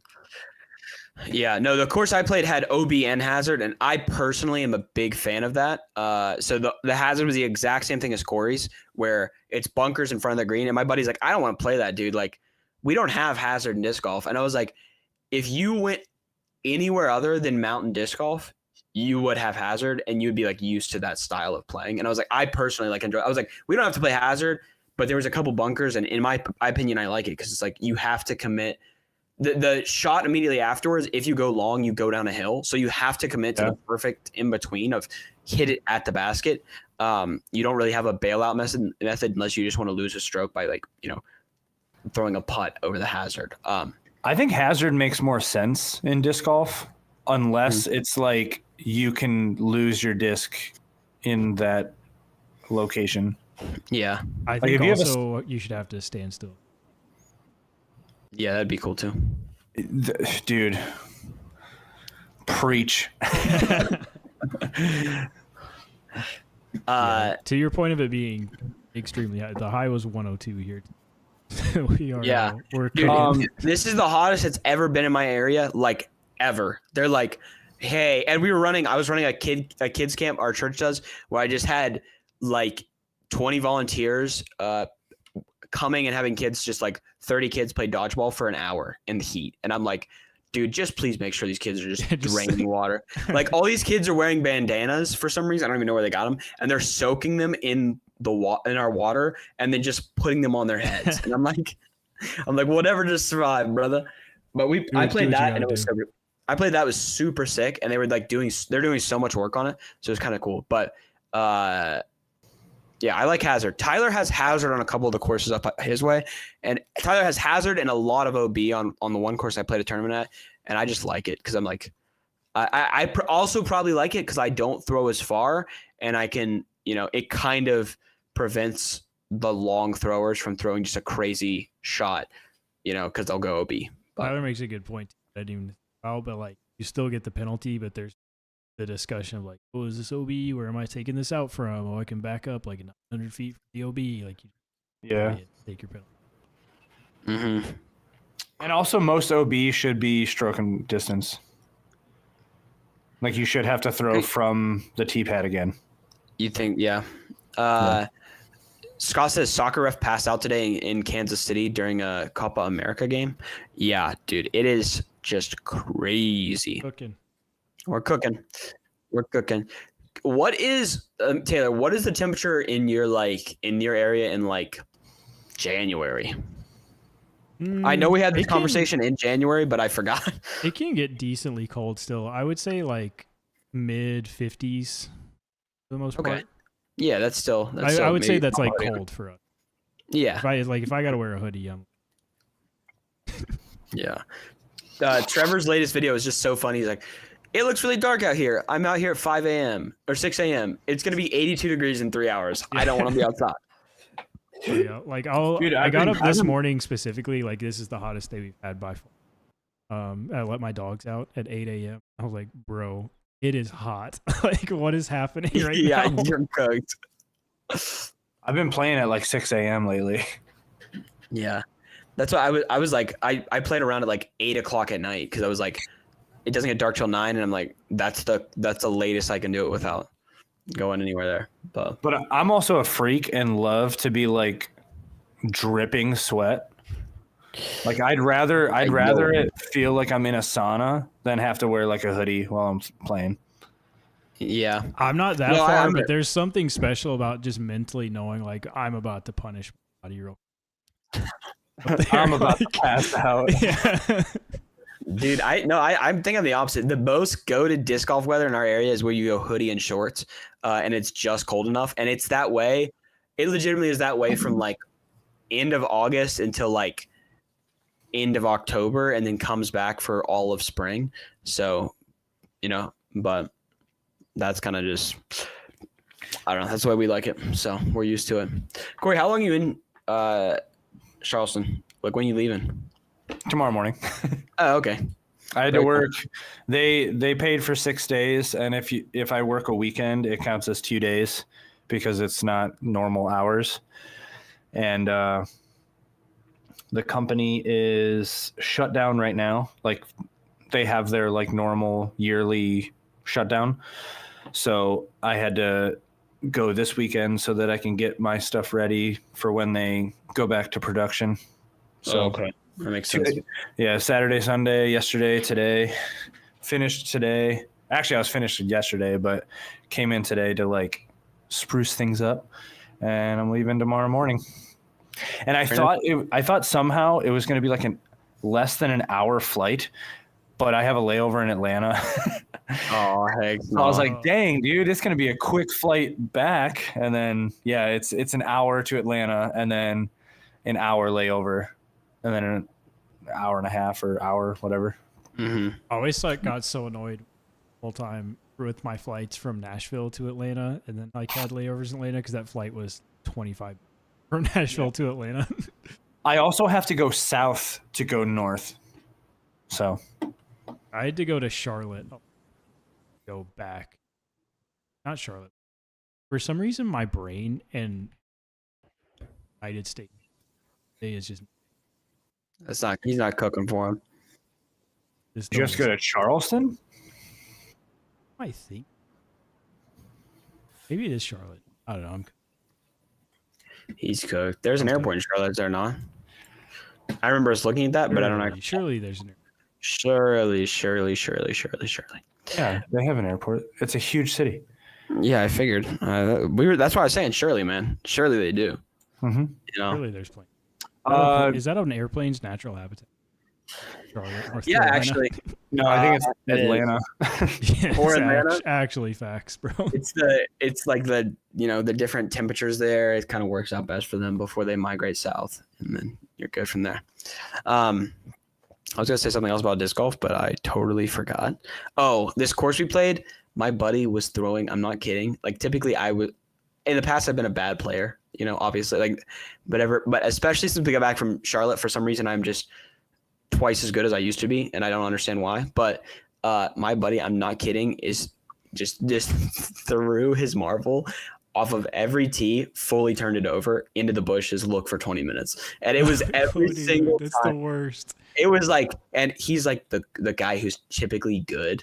And I'm like, I feel bad right now because you're dying because of the heat. And you're just turning this marble over into just thorns and thorns and thorns and thorns and thorns. It was actually vile. But Corey, did you check out those dollar disc golf auctions I told you about? No.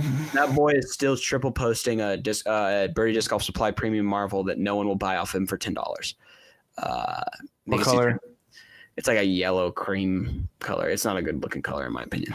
Dude, those were supposed to be white. Were those actually? That's crazy. Because I bought some white ones and they were not white, and I was so upset. Taylor, let me some clue you discs in. today, bro. I got some. Oh wait, discs. did you actually? Yes. Yes, let's do So I this. got Oh, we forgot my segment. Yeah, we actually did forget your segment. We should have snuck that one in. Did you play any courses? No. Did you buy any discs? Yes. No. What'd you buy? So my buddy that has done some dies for me in the past got his signature disc from Gateway, his signature stamp run. So I bought one of these, which is a Realm. I don't know if Tyler's still, but it's the same thing as the Reach. So I'm excited. It actually feels really good. Wee boy. Mm-hmm. Yeah. I'm excited to go through everything. So he's trying to convince me to get on Team Gateway next year. So he sent me some other Gateway things to try. This is an Element. Everyone loves the Element. Yep. Everyone loves the Element, dude. And he dyed up my logo on a blade, which Nice. this thing low key feels incredible. It feels like my What are the numbers on overstable that? grunt. So it's listed as 9.3 or 9.503, but he said they're not that stable. It's more like Thunderbirdie than like Firebirdie. Okay. Oh, we love a Thunderbird. I'm bro. excited. I'm not gonna lie, feel kind of lame bagging something that has my own logo dyed on it. So I'm probably gonna give this away. But the disc feels sick. Yeah, that would be so stupid of you. Well, no, I have a stamp. Like that's different. I feel like I need to send you guys something in the chat. It's kind of. I feel like I've been underrating Gateway discs that are not putters. They all feel. This I think it's their new plastic. This is the NXT Glow. Oh, yeah. Everyone has been feels going sick. literally freak mode for NXT. And I've been hearing about that and the NXT Glow quite a bit. So I was talking to Bedanza today, and he said, also, I have a gift for you that I stole from the Infinite Warehouse. And then he sends me this picture. Oh, I like Bro, just got the double stamped. Dude, it looks so cool. that. Why did Corn Bob just comment on my YouTube? Hey, yo, what is Wow. that? Wow. Wow. I feel like I have to talk like that because it's Corn Bob. Wow. Like, can Nice Corn video. Bob just be an alter ego account now? Yeah. Dude, I thought Corn about Bob it. only bags like condors and champion AVRs. Like, No. It's going to be. And you Remember can bag a Champ Rhino as well. Remember like- that skit where I jokingly said, like, I bag only Supras and one nuke? Yeah. Well, it's going to be just 27 F9s. I would say F9s and lightnings, bro. That's Corn Bob. Like No, I refuse lightnings, okay? the conspiracies you're mid. Like everything has to be at least -4 turn. Yeah. Yeah. Dude, I found the lightnings at that shop I was at.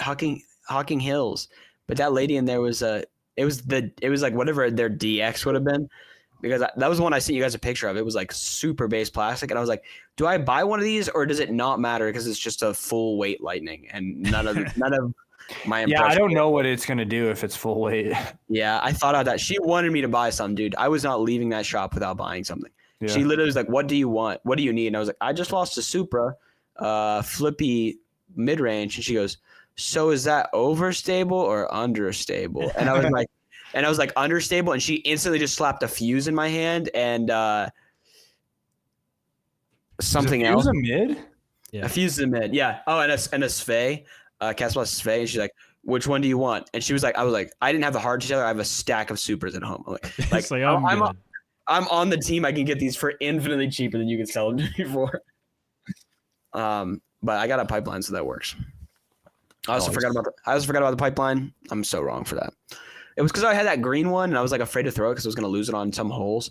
And then I got another PO one, and it's just such a nice disc.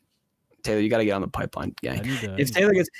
Bro, I feel like every disc that I want to try right now is like this. It's like a slightly overstable 9-speed, and like I really like the Dynasty. Obviously, I love the Grunt. Like this feels good.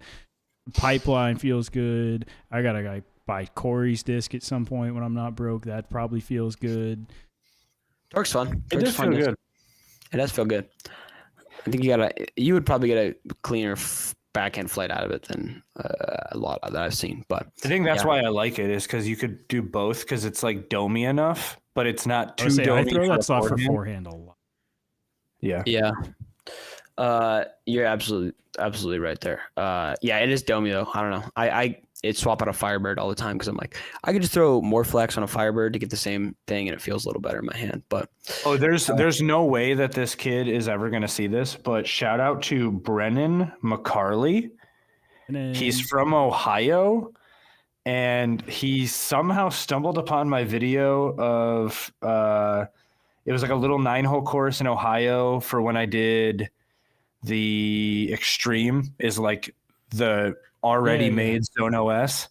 Well, he was like, "Oh my God, I live right by there. I play there all the time. I can't believe I missed you."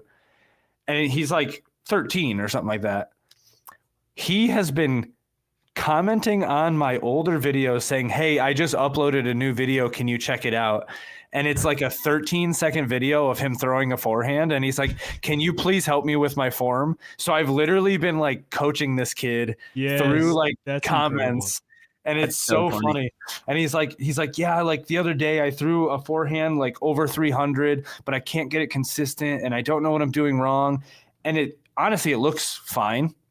But he said like he doesn't know like if he's throwing it on the right angle and stuff, but it's just a side angle of the sidearm, so I can't even see like how it's flying or anything. Yeah. So I think it's just the fact that he's like a small boy, so he can't. Oh yeah. Get the power. Like maybe sometimes he can, but that reminds me. This is so funny. When I first started posting content on TikTok, like TikTok kind of blew up after I like videos, so I just started up to TikTok. And I don't know, I can't remember this kid's name. There was a kid that commented on like all my first videos and like DM'd me directly that said like, "I'm going to remember you when you're famous. Like I'm going to remember you when you have 100,000 followers." And I'm like, "Yo, thanks, bro." Kid believes in me so much more than I believe in myself. Yeah, but that's the thing. Like he could have been the next like best friend of whoever has 100K. I don't know. It's true. Yeah, he could. Steady's that's actually hyping up my channel. That is actually so funny, dude. All right, boys, I'm gonna have to hop off here, mainly because I have to go to the bathroom super bad. Right. But is that unreasonable? Right. You just want to take a nappy poo. Let it live. No, dude. My mom was like, I had this like huge rash all over me, and my mom was like, "Take a Benadryl." I was like, "I'm doing the podcast." She goes, "Don't take 2." And I was like, "What?" I was like, dude, that little allergy pill is not gonna knock me out. And then I just went lights out, dude. My sister woke me up and she was like, "Don't you have a podcast in 10 minutes?" And I was like, yes. Uh-oh. Hey, that's me. I'd be throwing that thing everywhere, by the way. I'm actually a little freak for that thing. I throw it so frequently. Can I please clip that and use that as a disc promo? Like just the Ursa Yeah, you're Nexus. allowed. I'm a little freak for that thing. Oh yeah, dude. Anything live is fair game. Anything live is fair game. Dude, that's coming out tomorrow. Okay, go for it. Go for it. Promo. All right.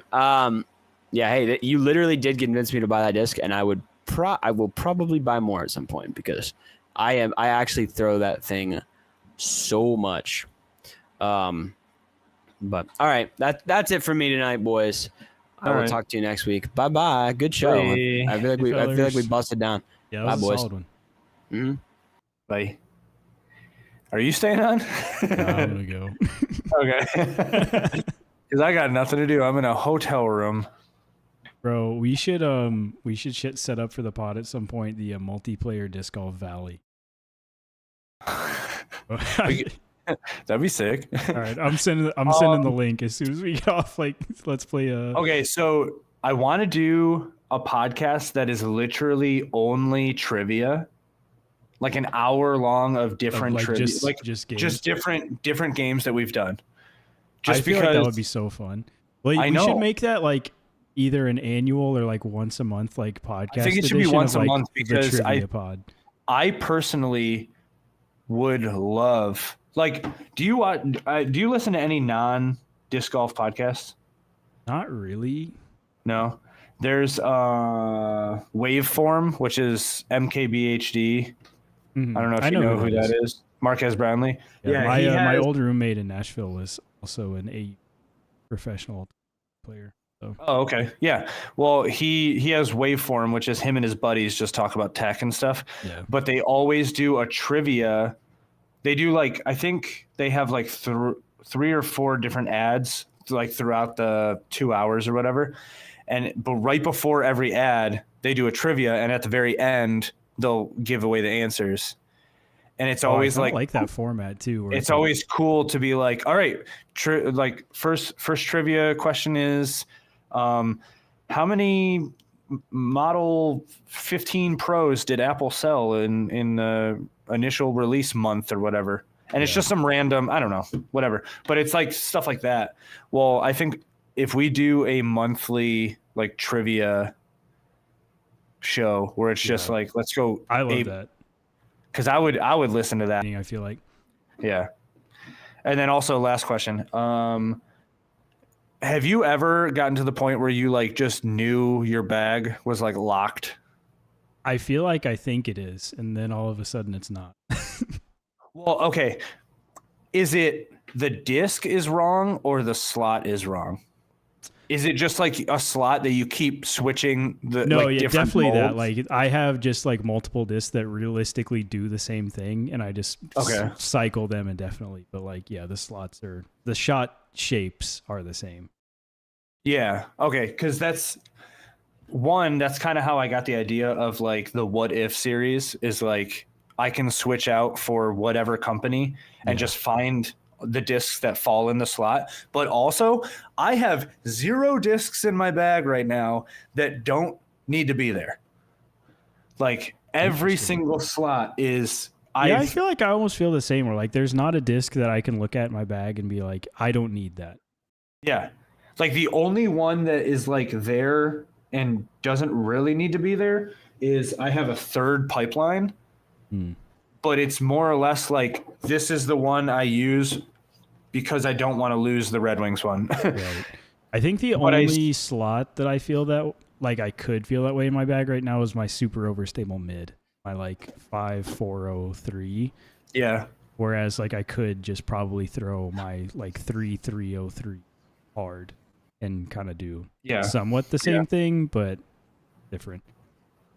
Dude, I've been thinking about it. The Ultra, I know it's a 5-speed, but like I could use this as a zone replacement. Yes, I think that's the other side too. Like I could probably just get rid of my overstable putt and approach and like just have. I think the Ursus and the Ultra are similar. Like I do. So. Oh yeah, it is. I've thrown that. Yeah. The Ursus. I like, dude. There was a point where I wanted all bear discs. That's a good contender right there. I just love bears. Bro, somebody I know So a couple times Infinite has done like a contest. I can't get the word out. A contest like in their Discord of being like super active or whatever. And they've done 2 of like, you can get a disc and whatever stamp they have put on that disc. And somebody I know has a concrete tomb with the, I don't know if you've seen James Proctor's signature Conqueror, I think it was, but it's like a sick like TSA Was it the stamp. bear? Yeah. Yeah. He has a concrete tomb with that on it, and it is so sick. Like one of the sickest discs of all time. That's so cool. And I want it real. But, I want to get a hot stamper and just go they're crazy. trying to make it illegal now, man. Illegal or legal? Illegal. So in the proposed rule changes for next year, it would make custom hot stamps PDJ illegal. But what does that mean? Because like it doesn't. So what if Discraft does like a small stamp? That's not technically the. Yeah, I don't know. That's why I think it's stupid. Like it doesn't make sense to me. It's the same process that the manufacturer is doing. Like, yeah.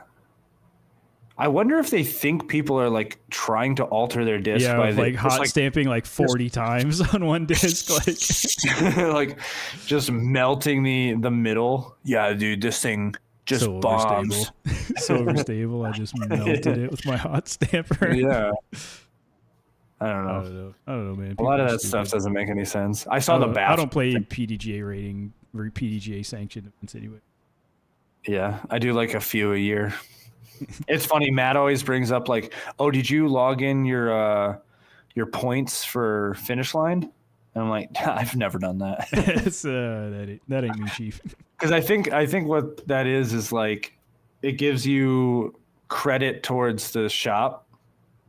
So like, if you get a certain amount of points, and like points are just like, did you do this month? Did you do that this month? Did you place in a tournament this month? And you just get points off of that. And then it's basically, it's like Chuck E. Cheese points. And then you just buy stuff. You got tickets. Yeah. Yeah, I think Corn Bob is going to turn into my like Banana Frolf. Like, I love that. It's going to be a secondary channel of just like stuff. Just dudes do it. Just dudes being guys. All right, man. All right, I'm gonna head out. I'm gonna send the link to a Disc Golf Valley in a second, just to the Discord to see what happens. All right, cool. See you later.